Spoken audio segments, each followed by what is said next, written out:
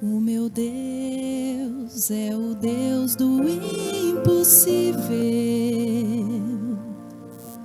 Jeová Jireh, o grande El Shaddai, que abriu o mar vermelho e ao seu povo fez passar, que da rocha água limpa fez brotar. O meu Deus é o Deus do impossível, que liberta encarcerados das prisões, faz da estéril mãe de filhos, restaura a alma do ferido e dilata o amor nos corações, que dá vista aos cegos e aos surdos faz ouvir, faz a tempestade se acalmar, andou por sobre o mar e aos mudos fez falar, paralíticos e coxos fez andar.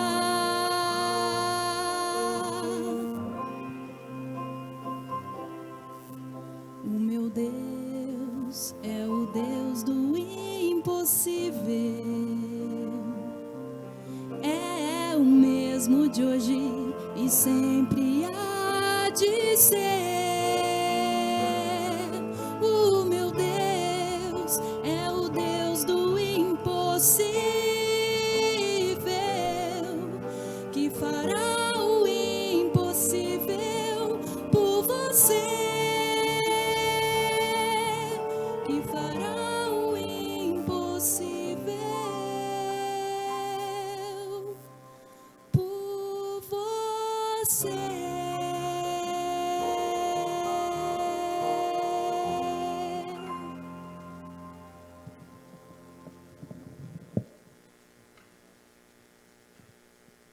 Paz e graça, meus irmãos, paz e graça. Quero, na bonita manhã deste dia de frio e de contentamento, eu quero bendizer o Senhor numa palavra de oração, tá bom? Senhor, nosso Deus, nosso Pai, obrigado porque chegou esse dia e todos nós estamos diante do Senhor para bendizer o Senhor, para nos alegrar em Tua presença, para dizer ao Senhor da nossa gratidão, porque chegou o momento do culto, anelávamos por isso, esperávamos que esse momento chegasse.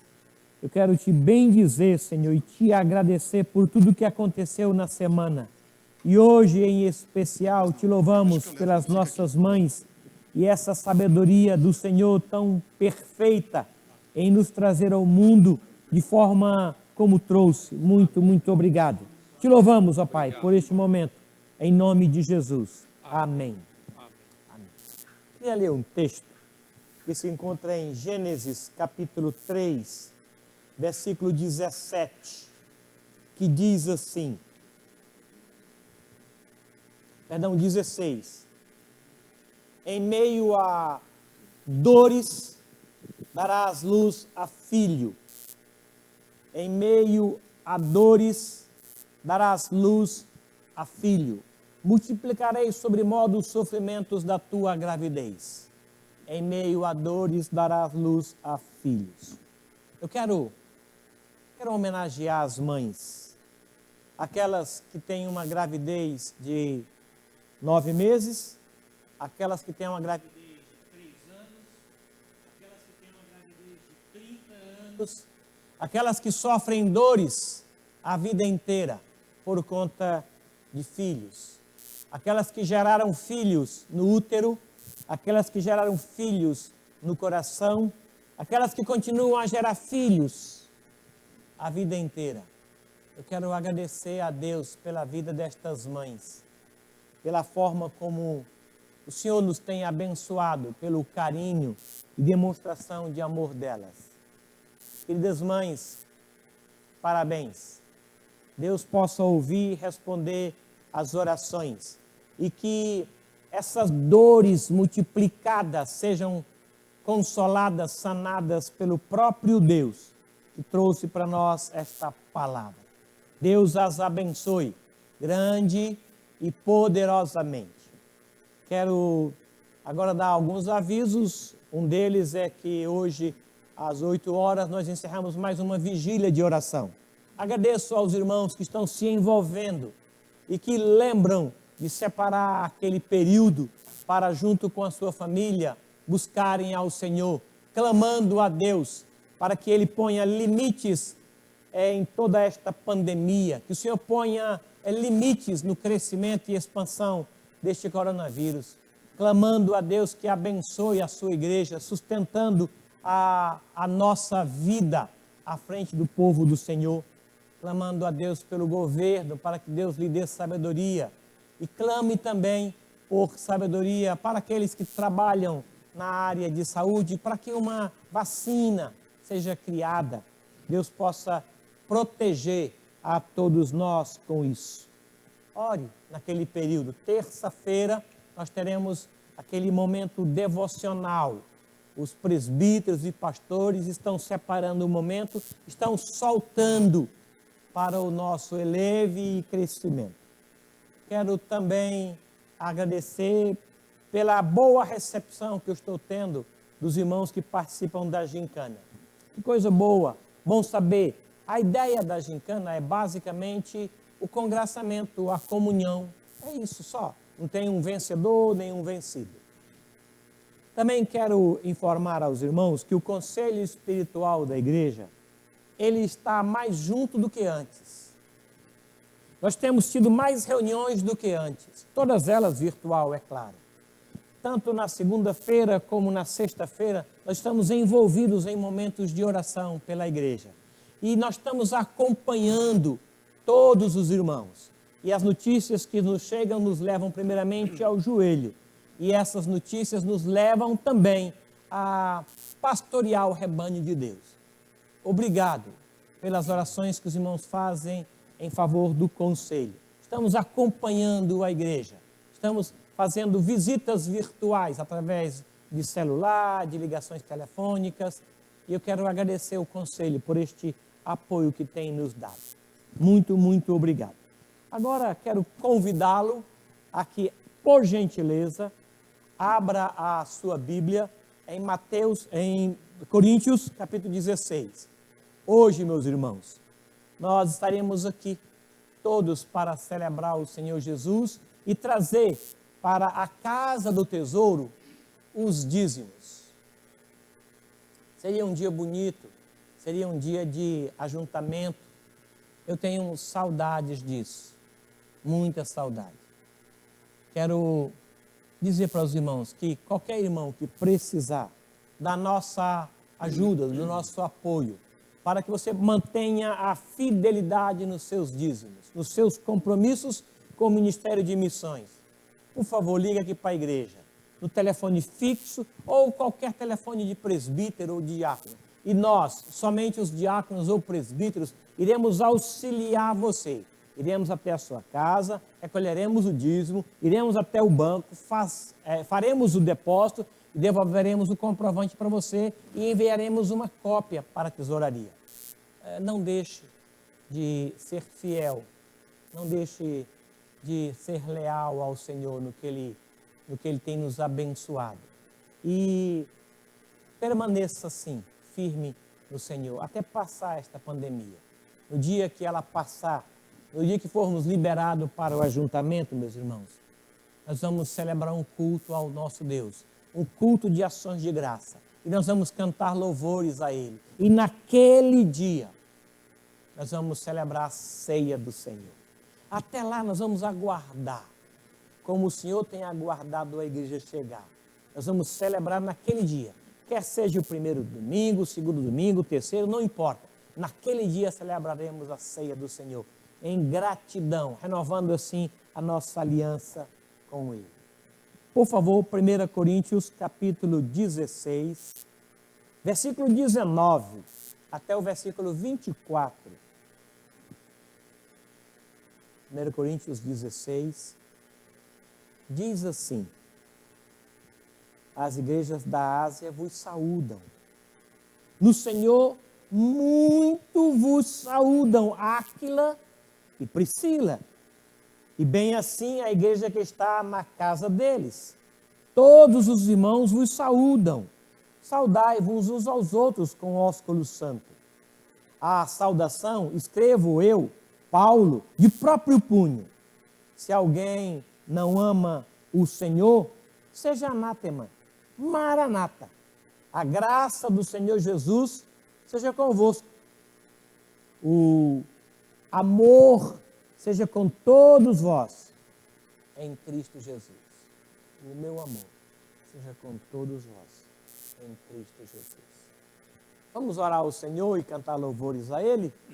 Vamos dizer para Ele do nosso contentamento, da nossa gratidão. Queria chamar os irmãos para o louvor. Nós vamos orar com vocês já aqui na frente. Obrigado pelo tempo dedicado ao Senhor no culto a Ele. Quero pedir que o Milton Carlos apresente ao Senhor uma palavra de oração, meu irmão. Por favor, apresentando a Ele a nossa gratidão nos louvores. E agradecendo a Deus pelas mães que Ele nos deu. Muito obrigado, Pai, por mais esse dia que o Senhor está nos dando. Muito obrigado, Senhor, por mais essa oportunidade que temos de nos reunirmos, mesmo à distância, para prestar o culto que as nossas almas te devem, ó Pai. Queremos pedir, ó Pai, a Tua presença entre nós agora, ó Pai. Te agradecemos muito por nossas mães, te pedimos que o Senhor cuide delas, ó Pai, e continue abençoando-as como o Senhor tem feito até agora. Prepara-nos, ó Pai, para o louvor e para o culto. Aceita, Pai, o nosso louvor, a nossa adoração. Em nome de Jesus. Amém. Amém. Bom dia, queridos. Mais um domingo aqui com vocês, na presença do Senhor. E o primeiro cântico que nós vamos cantar se chama Rompendo em Fé. O Senhor nos convida a viver rompendo em fé. E apesar de todo esse confinamento, de tudo isso que a gente está vivendo, o Senhor é maior que tudo isso. Maior que os nossos problemas, maior que nossas provações. Nós vamos vencer isso. Em nome de Jesus. Cante comigo.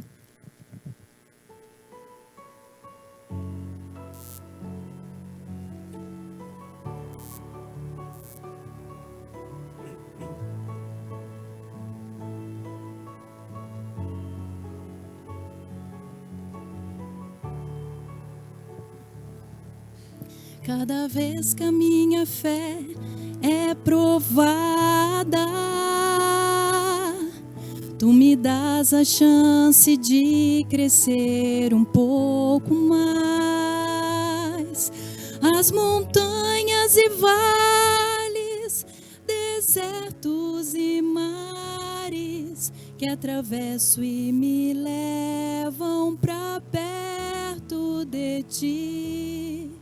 Minhas provações não são maiores que o meu Deus e não vão me impedir de caminhar.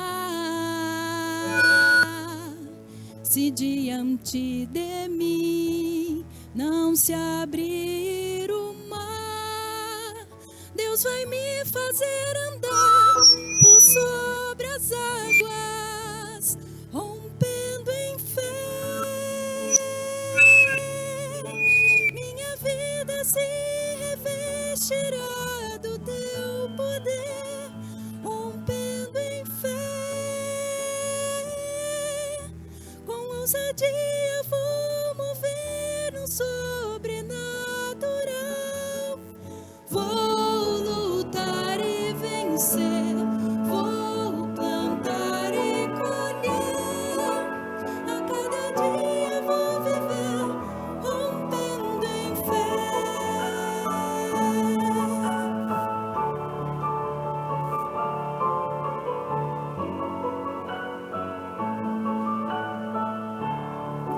Mais uma vez. Cada vez que a minha fé é provada, damos a chance de crescer um pouco mais. As montanhas e vales, desertos e mares que atravesso e me levam pra perto de ti. Minhas provações não são maiores que o meu Deus e não vão me impedir de caminhar. Se diante de mim não se abrir o mar, Deus vai me fazer andar por sobre as águas, rompendo em fé. Minha vida se revestirá do teu poder, rompendo em fé. Ousadia vou mover no sobrenatural. Vou lutar e vencer, vou cantar e caminhar. A cada dia vou viver rompendo em fé. Vou lutar e vencer, vou cantar e caminhar. A cada dia vou viver rompendo em fé.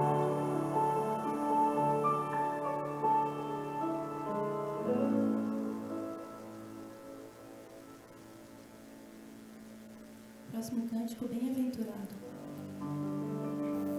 Peça junto comigo ao Senhor para curar essa nação. Amém.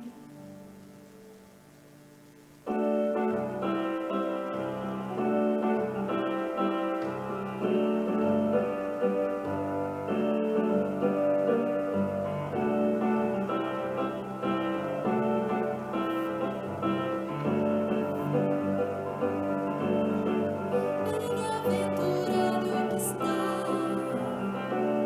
firmado em tua casa, aqueles que te louvam, cujo coração está no nosso Deus.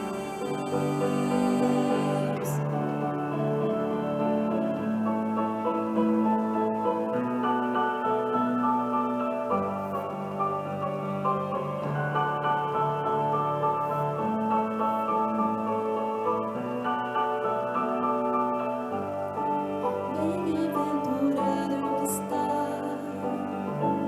firmado em tua casa,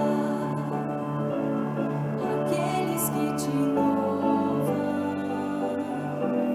cujo coração está no nosso Deus.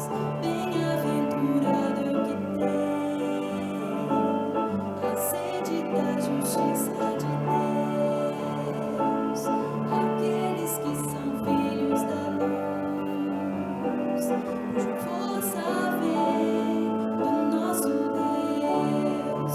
Que o teu reino venha sobre nós, queremos tua glória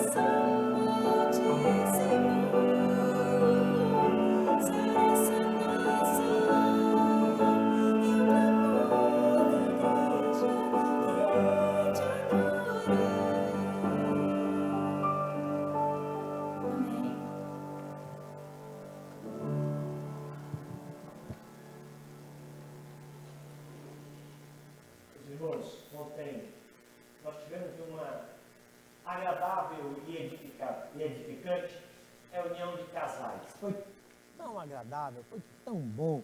Não somente rever os irmãos, cada um na sua casa, através da internet, mas ser edificado por Deus na sua palavra. Quatro irmãos nossos trouxeram pensamentos diferentes sobre o mesmo texto. Eu achei extraordinário isso, porque quando foi proposto a ideia, cada um pensou em alguma coisa. Nós sabíamos o que cada um iria falar, mas não houve choque. Eu quero agradecer a Deus, os irmãos que participaram, e informar para vocês que esta reunião está gravada. Você pode ter acesso a ela, tá bom? Vai ser muito bom. O tema era esse: aprendi a viver contente em toda e qualquer situação.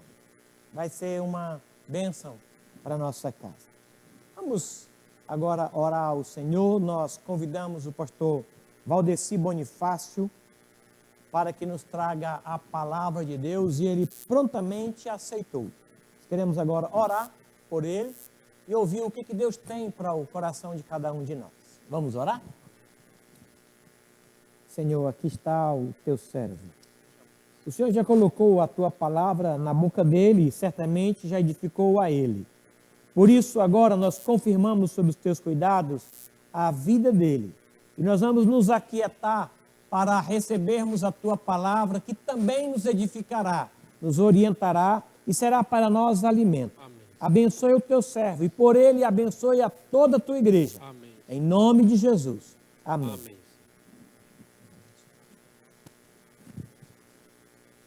Obrigado, pastor Waldenberg, por esta oportunidade. Deus nos colocou aqui neste momento para essa palavra. A graça e a paz para todos vocês que estão em seus lares, assistindo, participando desse culto, não fisicamente, mas no espírito, né, na graça do Senhor. O nosso abraço e o nosso desejo é que realmente logo estejamos juntos, fisicamente, reunidos no templo aqui, para a grande celebração. Eu oro todos os dias para que isso possa ser abreviado o mais cedo. E depois vem a notícia de que foi prorrogado.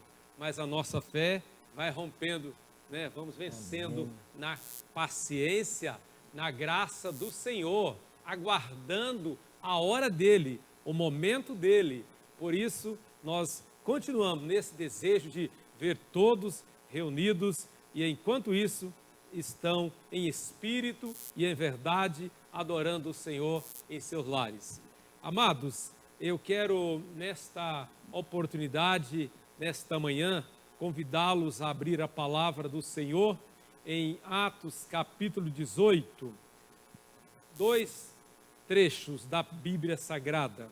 Atos 18, de 1 a 4, e depois vamos para o 24 ao 28.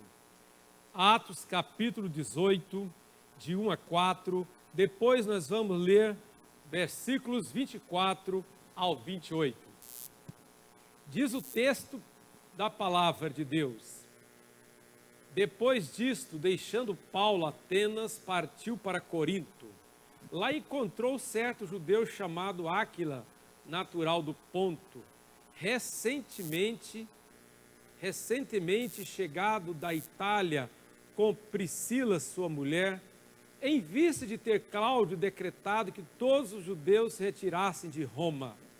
Paulo aproximou-se deles e, posto que eram do mesmo ofício, passou a morar com eles e ali trabalhava, pois a profissão deles era fazer tendas. E todos os sábados discorria na sinagoga, persuadindo tanto judeus como gregos. Agora 24 ao 28. Nesse meio tempo, chegou a Éfeso um judeu natural de Alexandria, chamado Apolo, homem eloquente e poderoso nas Escrituras. Era ele instruído no caminho do Senhor e, sendo fervoroso de espírito, falava e ensinava com precisão a respeito de Jesus, conhecendo apenas o batismo de João. Ele, pois, começou a falar ousadamente na sinagoga. Ouvindo-o, porém, Priscila e Áquila tomaram-no consigo e com mais exatidão lhe expuseram o caminho de Deus. Querendo ele percorrer a Acaia, animaram-no os irmãos e escreveram aos discípulos para o receberem. Tendo chegado, auxiliou muito aqueles que, mediante a graça, haviam crido. Porque com grande poder convencia publicamente os judeus, provando por meio das Escrituras que o Cristo é Jesus. Que o Senhor nos abençoe com essa palavra lida para a nossa edificação espiritual. Amém. Muito bem. Nós estamos diante de um texto histórico, de um texto que traz algumas lições preciosas para nossas vidas, né, pastor? E nesta manhã, gostaria de lembrar, falar sobre parceria. Parceria. E nós vimos nesse texto que é uma parceria, os benefícios de uma parceria na expansão do reino de Deus. Os benefícios da nossa parceria na expansão do reino de Deus, que aqui é feita entre Paulo, Áquila e Priscila, um casal de missionários abençoados, chamados também para fazer a obra, e eles se encontram com o apóstolo Paulo. Parceria é algo muito falado no mundo moderno, sabiam? É algo muito publicado nos meios de comunicações, nas escolas, e podemos verificar que na década de 80, dando uma olhadinha na história, na década de 80, por exemplo, começou um movimento muito forte de parceria escolar. Os educadores entenderam que era muito necessário que a escola chegasse até as famílias, que os pais ou responsáveis estivessem mais próximo dos seus filhos, que começassem também a participar mais, fazer uma parceria, uma sociedade, né? Uma junção de forças. E em 2005 houve uma explosão disso. 2005 para cá, a filosofia de chamar a família, de chamar os responsáveis para acompanhar o estudante é muito forte. Se tornou muito forte, e os resultados daquele aluno que é acompanhado pela família, que tem a presença do pai na escola, foi obtido, verificou-se que obtiveram melhor resultado, melhor nota, melhor comportamento. Houve um acréscimo de qualidade na vida do estudante. Parceria. Foi feito também, além da escola, já na década de 90, em 1994, o jovem Jerry Young e David Filo, em 1994, chegou a Stanford para estudar doutorado. E o curso de doutorado começou a ficar um pouco cansativo, porque eles começaram a fazer um projeto de desenvolvimento de chips de computador. Desenvolver chips de computador. E a aula foi um pouco cansativa, e eles saíram da aula, e um período, eles ficavam no escritório, né, no laboratório de computação, e pesquisando sites. E eles começaram a passar 20 horas pesquisando e vendo endereços da internet, começando a buscar sites de empresas, formando endereços novos de empresas. Sabe o que acontecia? Caía a internet da empresa, Stanford, da grande faculdade de Stanford, caía a internet. Aí o diretor os expulsaram da faculdade. Eles foram expulsos, e em 1995, sabe o que eles fizeram? O que resultou nisso? Criaram o Yahoo, grande tecnologia de comunicação. E eles foram os fundadores do Yahoo, desse e-mail, né? Até eu tenho meu e-mail, pastorbonifácio@yahoo.com.br, é um dos e-mails que eu tenho. Então, a parceria de dois jovens estudantes tornaram-se famosos e poderosos. E eu queria ainda, antes de entrar propriamente dito nesse texto riquíssimo, citar uma parceria fantástica, fenomenal. Sabe de quem?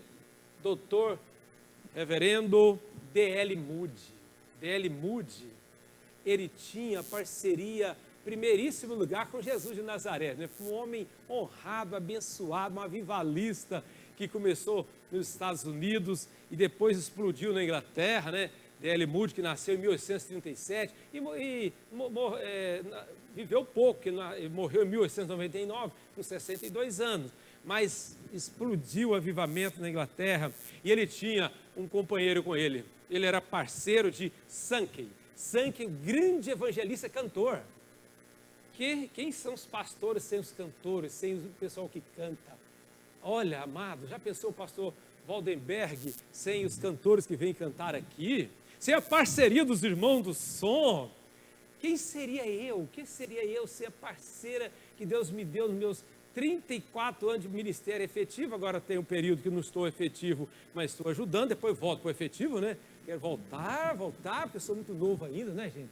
59 anos, até os 90, vamos trabalhar bastante na obra do Senhor. Amados, mas quem seria eu sem a digníssima senhora Zezé? Uma parceira, cantora, uma mulher de Deus que ajudou-me tanto. Parceria.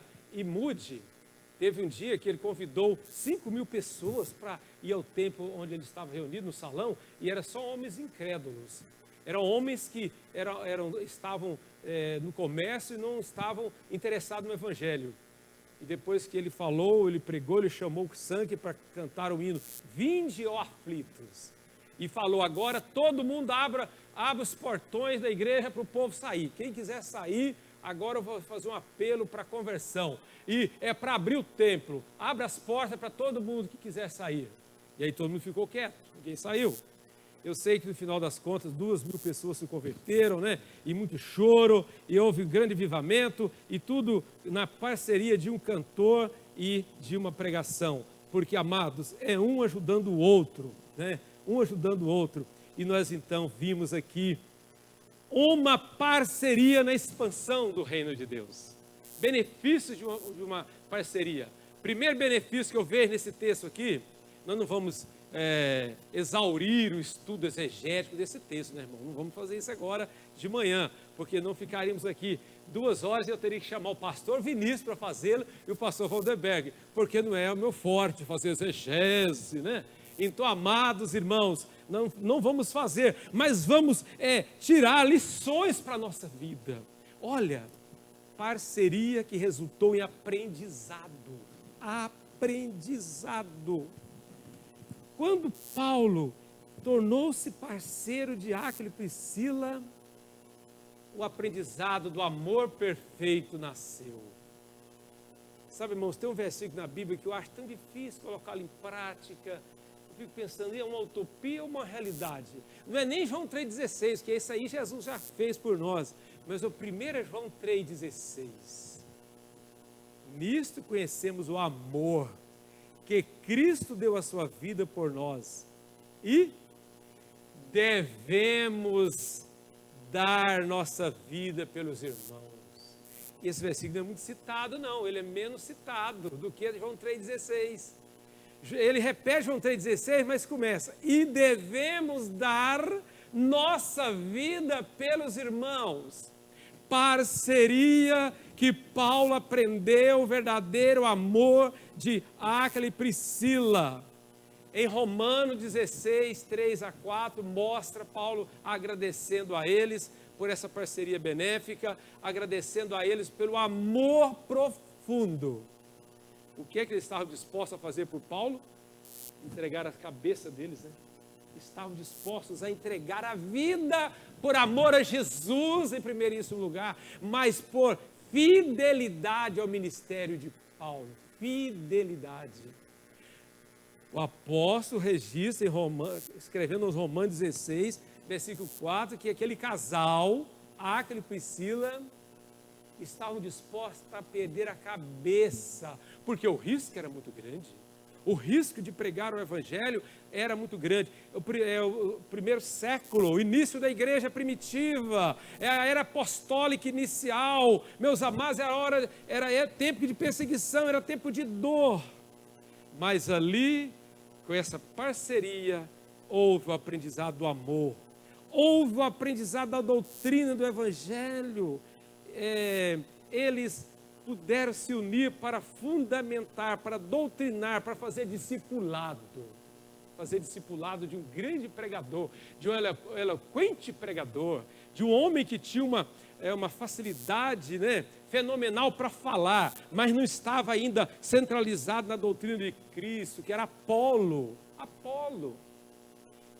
Parceria que resultou em aprendizado para Apolo, se tornou um grande missionário, se tornou um grande pregador da palavra e começou a anunciar Jesus, mas antes teve que ter a fundamentação doutrinária, ele teve a ajuda de Áquila e Priscila para conhecer a realidade do Evangelho, porque ele era muito voltado para o helenismo, né?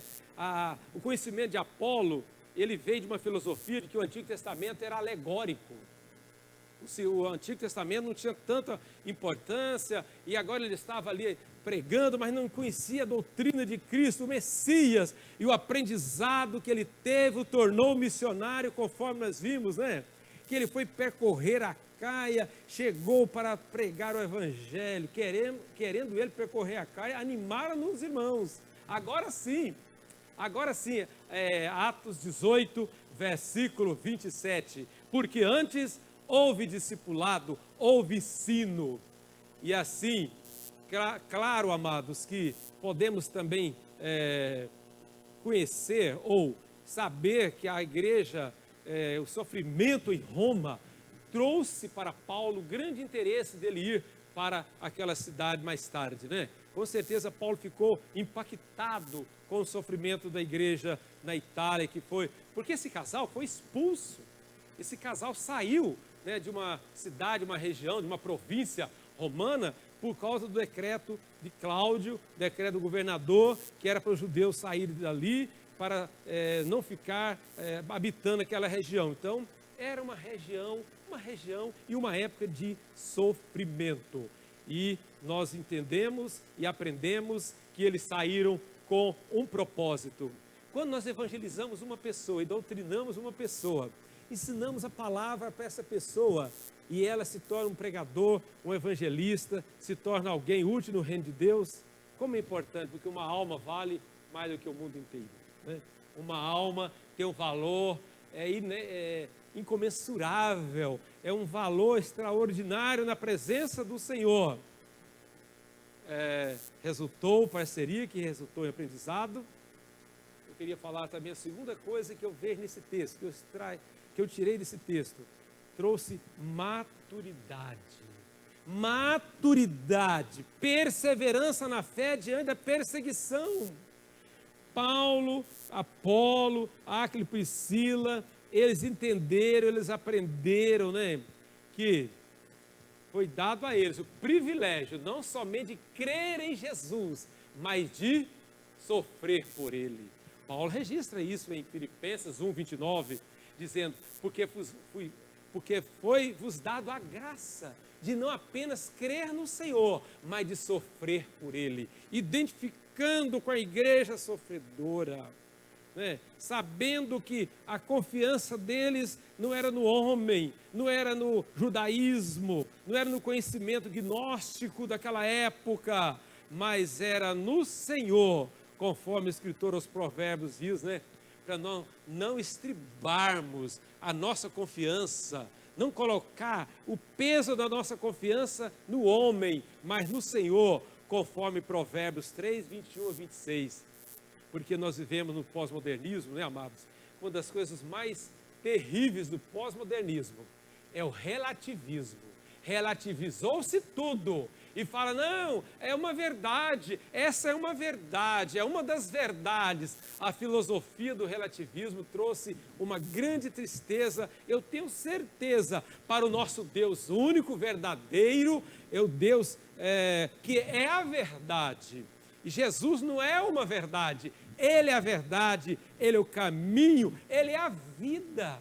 Meus amados, uma das coisas mais desafiadoras para a igreja no século 21 estando em casa, estando no grande templo, estando na região ribeirinha, estando nas estradas da vida aí, onde estivermos, somos desafiados a apresentar a verdade. E aqui nós vimos a maturidade da igreja, né? E essa maturidade que é expressa na unidade no serviço da evangelização. Olha, irmãos, aqui no começo nós vimos, né? E posto que era do mesmo ofício, voltando um pouquinho, Atos 18, voltando para a leitura inicial, né? Atos 18, 3 e 4. E posto que era do mesmo ofício, passou a morar com eles e ali trabalhava, pois a profissão deles era fazer tendas. E todos os sábados discorria na sinagoga, persuadindo tanto judeus como gregos. Ah, meus queridos, o grande desenvolvimento, a grande parceria resultou em trabalho, em estar ali envolvido em ensinar. Olha, eles trabalhavam, né? Eles trabalhavam secularmente por um período na vida ministerial, porém sem deixar de ensinar, de falar do amor de Deus, onde os judeus se reuniam, que era na escola judaica, que era o lugar de reunião dos homens, das pessoas que para ali iam, que era a sinagoga.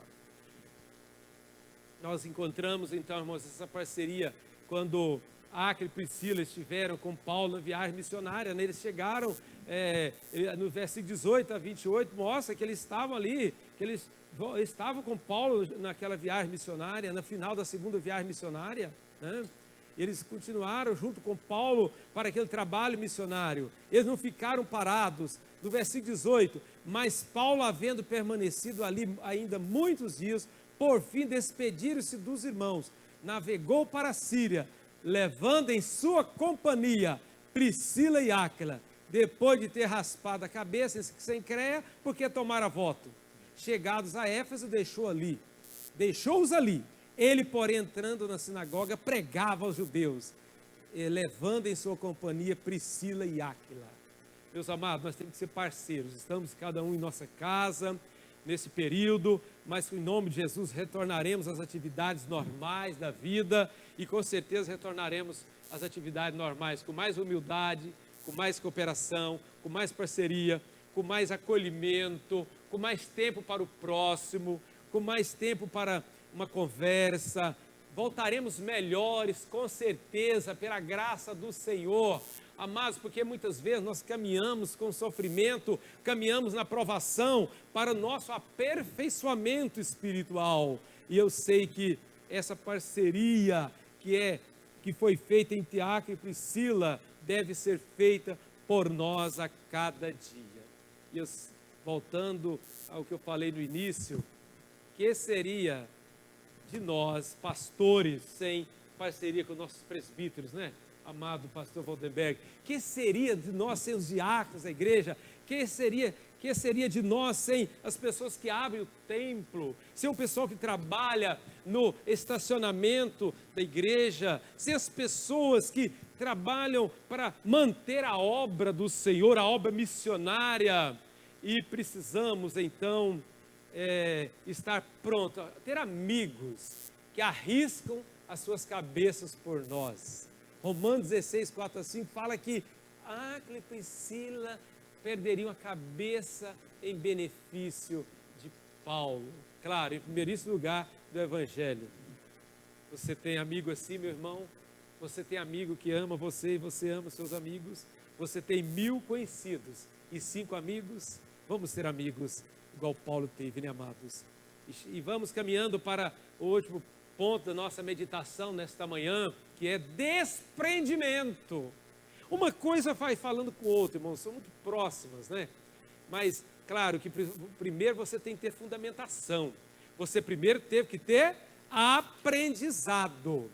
O aprendizado leva à maturidade espiritual. Maturidade espiritual. É um desafio para a igreja brasileira. É um desafio para a igreja brasileira. Né? 40 milhões de evangélicos e a maturidade na palavra, na doutrina, a maturidade que nada vai demover-nos da verdade, que não vai ser algo humano, político, momentâneo, econômico, não vai ser as circunstâncias da vida que vão deixar-nos longe da verdade. Não, nós estamos maduros na palavra. E é importante, irmãos, conversando com um grande pastor de uma igreja evangélica, ele dizia que o movimento da reforma, o movimento da igreja reformada, da igreja voltada para a doutrina bíblica, tem sido muito importante no Brasil, de uns 10 anos para cá, devido ao proeminente pregador, de um homem que tem uma mensagem muito bíblica, muito doutrinária, e ele tem pregado os congressos de 2.000, 10.000, 15.000 pessoas pelo Brasil afora, e ele é um pregador da doutrina da graça, e tem levado essa doutrina para muitos lugares, para igrejas e povos que não estavam tão fundamentados na doutrina da graça. E Deus tem levantado esse obreiro, esse pastor no Brasil há alguns anos, e ele tem estado pregando sobre a doutrina da graça e está fundamentando maturidade para a igreja brasileira. E eu creio que é o momento dessa maturidade para levar ao desprendimento. Desprendimento, disposição plena para pagar o preço pelo Evangelho. Esta foi a decisão. Irmãos, diante da dificuldade, quando eles chegaram, aqui no versículo, quando Paulo deixa a cidade de Atenas e parte para Corinto, lá eles encontrou certo judeu chamado Áquila, natural do Ponto, recentemente chegado da Itália, com Priscila, porque foram expulsos da Itália pelo decreto de Cláudio. E aí pulando um pouquinho, versículo 13, e posto que era do mesmo ofício, passou a morar com eles e ali trabalhava, pois a profissão deles era fazer tendas. Ah, meus amados, desprendimento para entregar o seu tempo, sua energia na obra do Senhor. Disposição para enfrentar o desafio do momento. Disposição, desprendimento para trabalhar secularmente, para que a obra não parasse.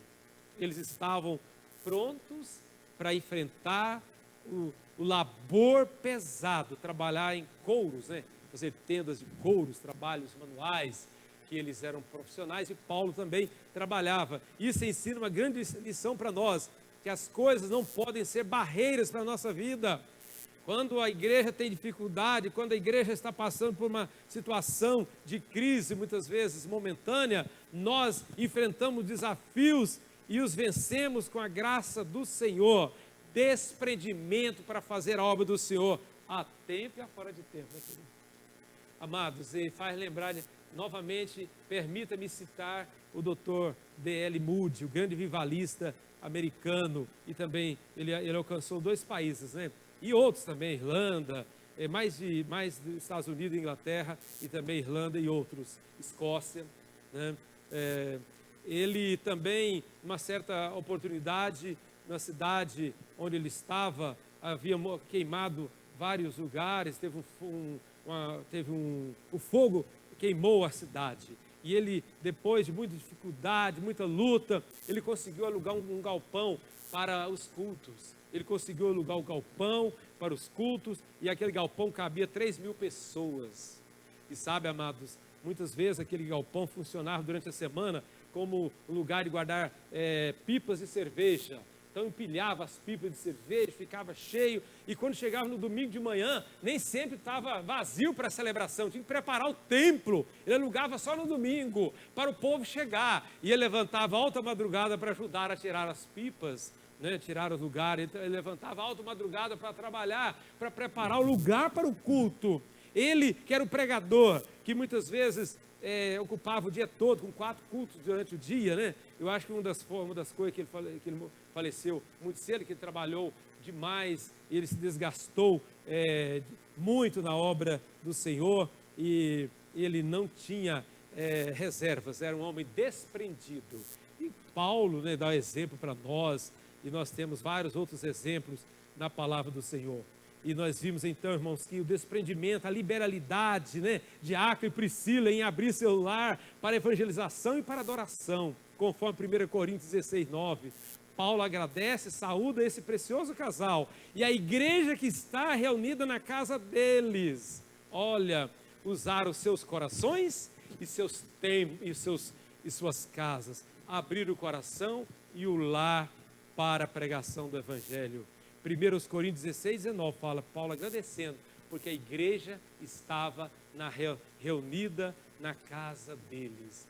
Várias igrejas nasceram nos lares naquela época, e um dos lares, além de trabalhar, além de fazer tudo, de discipular, eles abriram seus lares.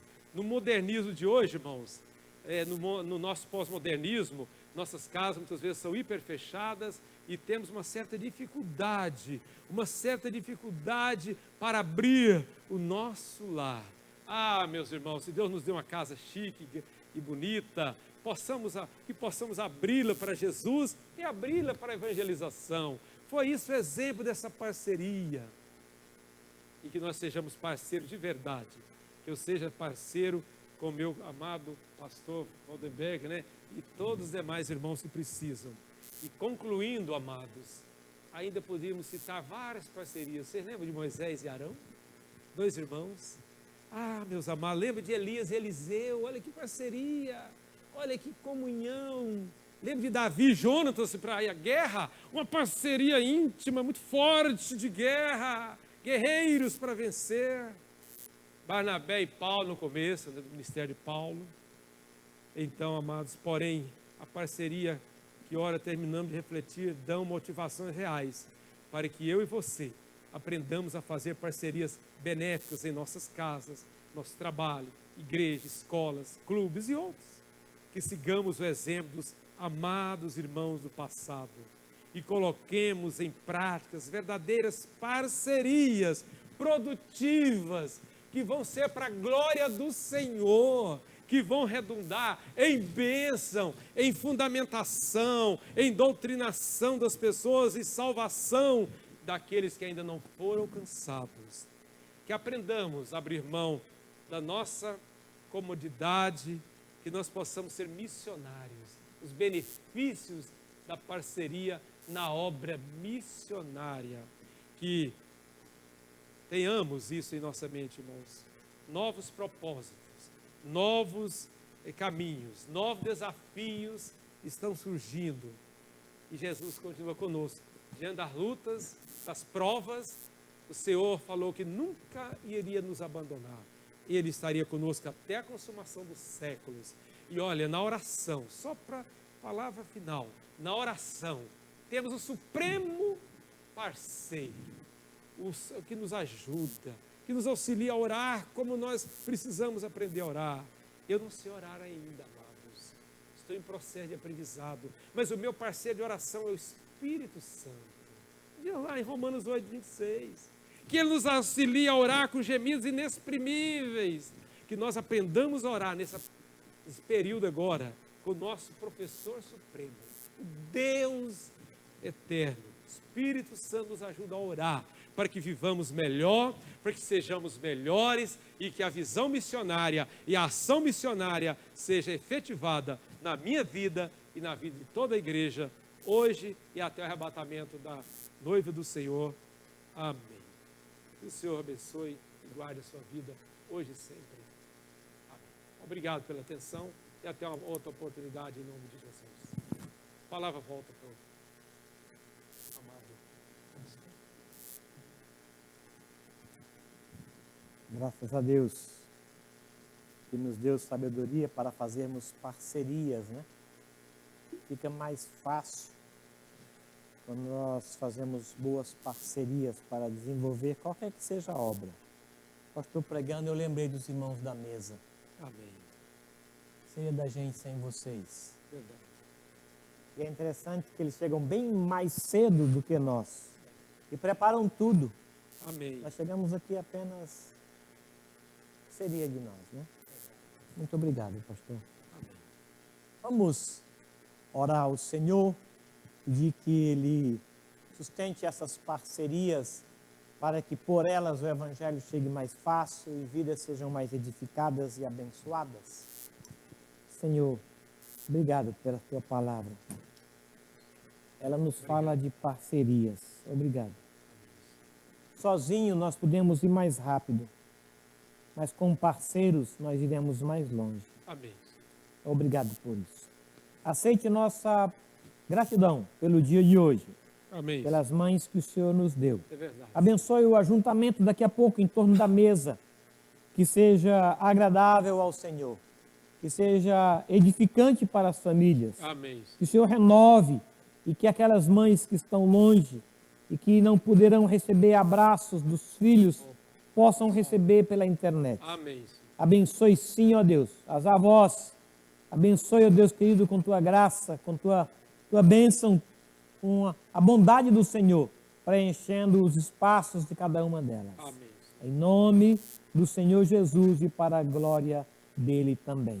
Amém. E que o amor de Deus, o nosso Pai, as ternas misericórdias e a graça bendita de Jesus Cristo, nosso Senhor e Salvador, o consolo e a mediação do Espírito Santo, seja com todo o povo de Deus, durante toda a terra, até a volta de Cristo Jesus. Amém.